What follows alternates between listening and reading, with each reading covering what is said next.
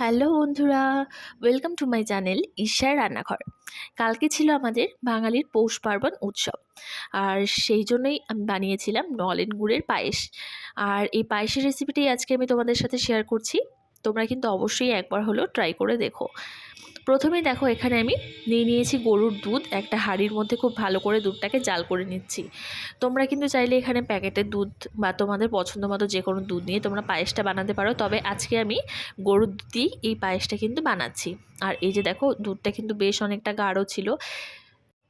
এখানে মোটামুটি ছিল আমার 1.5 থেকে 2 কিলো মতো, 2 কিলোর একটু কম দুধ হবে। দুধটাকে এবারে আমি খুব ভালো করে জাল করে নিয়েছি। আর এই যে দেখো, ওপরে কতটা মোটা সর পড়েছে।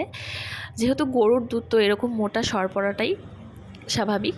তো এই যে দেখো, দুধটা খুব ভালো করে জাল করে নিয়েছি। তারপর এর মধ্যে আমি দিয়ে দিয়েছি পায়েসের জন্য নুনিয়া আতপ চাল। সেই চালটাকে খুব ভালো করে ধুয়ে নিয়েছি, আর চালের মধ্যে অল্প একটু ঘি মাখিয়ে নিয়ে তারপর আমি দুধের মধ্যে দিয়ে এটাকে খুব ভালো করে ফুটিয়ে নিয়েছি। আর হ্যাঁ, অবশ্যই এটা কিন্তু নেড়ে দিতে হবে, না হলে তলায় লেগে যাবে আর চালটা কিন্তু দলা পেকে যাবে। আর ঘিটা দিয়ে চালটা আমি মেখেছি এই কারণেই, যাতে চালটা ঝরঝরে থাকে তার জন্য। এখানে দেখো নিয়েছি আমি গুড়, আর গুড়টা দেখো খুব সুন্দর ছিল। গুড়ের কালারটার স্মেলটাও খুব সুন্দর ছিল গুড়ের। আর চালটা এই যে আমার ফুটে গেছে খুব ভালো করে। এবার এর মধ্যে আমি দিয়ে দিচ্ছি অল্প কয়েকটা বাতাসা। তোমরা কিন্তু চাইলে এখানে অল্প একটু চিনিও ইউজ করতে পারো। তো আমি অল্প বাতাসা দিচ্ছি। বাতাসা দিলে পায়েসের টেস্টটা একটু অন্যরকম হয়, ভালো লাগে খেতে। এই যে দেখো, চালটা খুব ভালো করে ফুটে গেছে।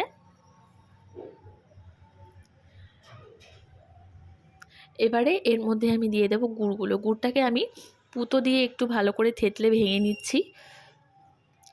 ভেঙে দিলে কি হবে, গুড়টা তাড়াতাড়ি গলে যাবে। এই যে দেখো, গুড়টা আমি পায়েসের মধ্যে দিয়ে দিচ্ছি। এবারে গুড়টা দিয়ে ভালো করে আরও 5 থেকে 10 মিনিট মতো এটাকে জাল করে নিচ্ছি।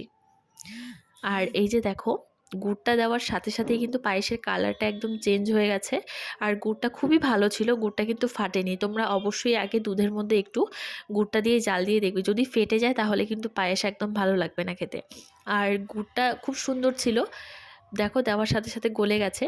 আর পায়েসটা আমি এরকমই কিন্তু নামিয়ে দেবো, কেননা পরে ঠান্ডা হওয়ার পর এটাকে একটু শুকিয়ে যাবে তার জন্য। তো পায়েস মোটামুটি আমার রেডি। ভিডিওটি কেমন লাগলো অবশ্যই কমেন্ট করে জানিও। ভিডিওটি ভালো লাগলে লাইক, কমেন্ট, শেয়ার, আর আমার চ্যানেলটাকে সাবস্ক্রাইব